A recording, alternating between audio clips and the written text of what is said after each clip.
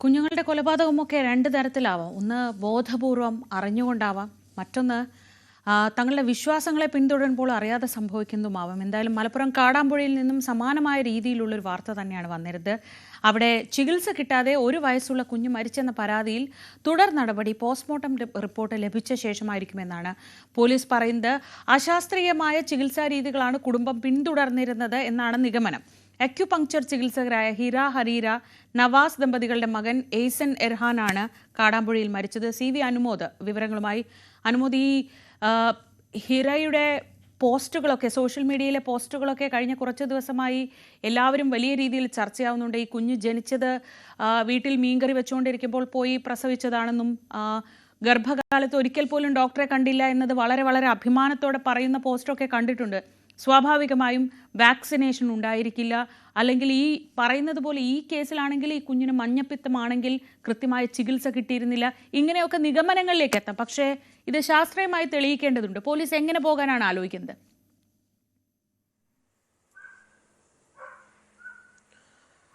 Sreeja, good morning. ഏറ്റവും പ്രധാനപ്പെട്ടത് ഈ കുട്ടിയുടെ പോസ്റ്റ്മോർട്ടത്തിൻ്റെ വിശദമായിട്ടുള്ള ഒരു റിപ്പോർട്ട് തന്നെയാണ്. കുട്ടിക്ക് മഞ്ഞപ്പിത്തം ഉണ്ടായിരുന്നു എന്ന് ഈ ഒരു പോസ്റ്റ്മോർട്ടത്തിൻ്റെ പ്രാഥമികമായിട്ടുള്ള റിപ്പോർട്ടിൽ സൂചനയുണ്ട്. പക്ഷേ അതിനപ്പുറം മരണത്തിലേക്ക് നയിച്ച കാര്യങ്ങൾ മറ്റെന്തെങ്കിലും ഉണ്ടോ, മറ്റെന്തെങ്കിലും കാരണങ്ങളുണ്ടോ എന്നുള്ളതാണ് പ്രധാനമായിട്ടും ഇവിടെ പരിശോധിക്കുന്നത്. അതായത് ഈ കുട്ടിയുടെ ജീവൻ എടുത്തത് മഞ്ഞപ്പിത്തമാണോ അതോ മറ്റെന്തെങ്കിലും തരത്തിലുള്ള സാഹചര്യം ഉണ്ടായിട്ടുണ്ടോ എന്നുള്ളത് പോസ്റ്റ്മോർട്ടം റിപ്പോർട്ടിലെ വ്യക്തമാവുകയുള്ളൂ. അപ്പോൾ അതിനു വേണ്ടിയുള്ള ഒരു കാത്തിരിപ്പിലാണ് ഇപ്പോൾ പോലീസും ആരോഗ്യവകുപ്പും ഒക്കെ തന്നെ ഉള്ളത്. ഇന്നലെ കുട്ടിയുടെ പോസ്റ്റ്മോർട്ടം കഴിഞ്ഞിരുന്നു. ഇന്നിപ്പോൾ അതുപോലെ തന്നെ കുട്ടിയുടെ ആന്തരിക അവയവങ്ങളുടെ സാമ്പിളുകൾ പരിശോധനയ്ക്ക് അയച്ചിട്ടുണ്ട്. കുട്ടിക്ക് നിലവിൽ മഞ്ഞപ്പിത്തം ഉണ്ട് എന്ന് ഇന്നലത്തെ പോസ്റ്റ്മോർട്ടത്തിൽ തെളിഞ്ഞിട്ടുണ്ടെങ്കിലും അത് ഏതെല്ലാം തരത്തിലേക്ക് വ്യാപിച്ചിട്ടുണ്ട്, അല്ലെങ്കിൽ അതിൻ്റെ ഏത് ഘട്ടത്തിൽ അത് എത്തിയിരുന്നു എന്നുള്ളതും ഒക്കെ ഇനിയുള്ള ഈ ഒരു വിശദമായ പരിശോധന ഫലത്തിന് ശേഷമേ അറിയുകയുള്ളൂ. അപ്പോൾ അതിനുവേണ്ടി പോലീസ് കാത്തിരിക്കുന്നുണ്ട്. ആ റിപ്പോർട്ട് വന്നതിൻ്റെ അടിസ്ഥാനത്തിലായിരിക്കും തുടർ നടപടികളിലേക്ക് പോവുക. മറ്റൊരു പ്രധാനപ്പെട്ട ഒരു കാര്യം, ഈ കുട്ടിയുടെ കുടുംബവുമായി നമ്മൾ സംസാരിക്കാൻ ശ്രമിച്ചിരുന്നു. അവർ മാധ്യമങ്ങൾക്ക് മുൻപിൽ പരസ്യമായിട്ടൊരു പ്രതികരണത്തിന് ഇപ്പോൾ ഇതുവരെ തയ്യാറായിട്ടില്ല. പക്ഷേ അവരുടെ ഭാഗമായിട്ട് നമുക്ക് മനസ്സിലാക്കാൻ കഴിഞ്ഞു, അവരോട് സംസാരിച്ചപ്പോൾ മനസ്സിലാക്കാൻ കഴിഞ്ഞൊരു കാര്യം, അവർ ഈ കുട്ടിക്ക് മഞ്ഞപ്പിത്തത്തിൻ്റെ ലക്ഷണങ്ങൾ കണ്ടപ്പോൾ തന്നെ അക്യുപഞ്ചർ, അതായത് അവർ പിന്തുടരുന്ന ശൈലിയിലുള്ള ചികിത്സകൾ നൽകിയിരുന്നു. ഈ കുട്ടി തളർന്നു കിടക്കുകയോ വയ്യാതെ കിടപ്പിലാവുന്നൊരു സാഹചര്യമോ ഉണ്ടായിരുന്നില്ല. വളരെ പെട്ടെന്ന് കുട്ടിക്ക് ഫിറ്റ്സ് പോലെ ഒരു സാഹചര്യം വരികയും പിന്നെ ബോധരഹിതനായി വീഴുകയും ഏറെ വൈകാതെ മരണത്തിന് കീഴടങ്ങുകയും ചെയ്തു എന്നാണ് ആ കുടുംബം നമ്മളോട് സംസാരിച്ചപ്പോൾ വ്യക്തമാക്കിയിട്ടുള്ളത്. അതായത് കുട്ടി വയ്യാതെ തളർന്നു കിടക്കുന്ന ഒരു സാഹചര്യത്തിലല്ല, പെട്ടെന്നുണ്ടായൊരു മരണം, ആകസ്മികമായി ഉണ്ടായ ഒരു മരണം എന്നാണ് ആ കുടുംബം പറയുന്നത്. ഈ ഒരു മഞ്ഞപ്പിത്തം ബാധയ്ക്ക് അവരുടെ ശൈലിയിലുള്ള അക്യുപഞ്ചർ ശൈലിയുള്ള ചികിത്സകൾ നൽകിയിരുന്നെന്നും അവർ അവകാശപ്പെടുന്നുണ്ട്. പക്ഷേ നമുക്കറിയാം, വാക്സിനേഷനോ അല്ലെങ്കിൽ ശാസ്ത്രീയ രീതിയിലുള്ള ചികിത്സയോ പിന്തുടരുന്നില്ല അവർ എന്നുള്ളത് ഒരു വസ്തുത തന്നെയാണ്.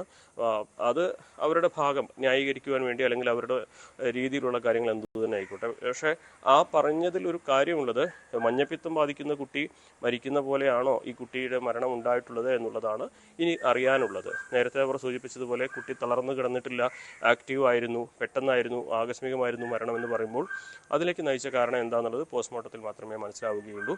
അപ്പോൾ അതിന് വേണ്ടി കാത്തിരിക്കുകയാണ് കുടുംബവും. അതുപോലെ തന്നെ നിയമപരമായിട്ടുള്ള ചില പ്രശ്നങ്ങൾ ഇതിൽ വരുമെന്നുള്ളത് തന്നെയാണ് മനസ്സിലാക്കാനാവുന്നത്.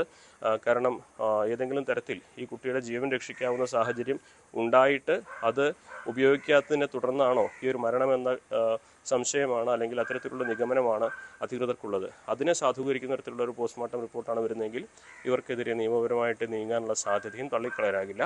എന്ത് തന്നെയാണെങ്കിലും പോസ്റ്റ്മോർട്ടം റിപ്പോർട്ടിന് വേണ്ടി കാത്തിരിക്കുകയാണ് ഇപ്പോൾ കുടുംബവും അതുപോലെ അധികൃതരും, ആരോഗ്യവകുപ്പിലെയും പോലീസിലെയും ഒക്കെ ഉദ്യോഗസ്ഥരും ഒക്കെ ആവണം നമുക്ക് മനസ്സിലാക്കുവാൻ. കുടുംബത്തിൻ്റെ ഭാഗത്ത് നമുക്ക് അനൗദ്യോഗികമായി നമ്മൾ സംസാരിച്ചപ്പോൾ മനസ്സിലാക്കാൻ കഴിഞ്ഞൊരു കാര്യം, കുഞ്ഞ് തളർന്നു കിടക്കുകയായിരുന്നില്ല, കുട്ടിക്ക് അവരുടേതായ രീതിയിലുള്ള ചികിത്സകൾ നൽകിയിരുന്നു.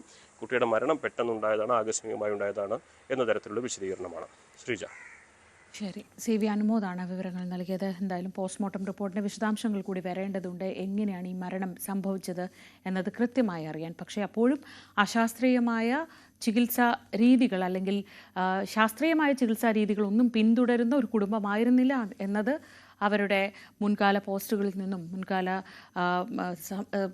സംഭാഷണങ്ങളിൽ നിന്നുമൊക്കെ അറിയാവുന്നതാണ്.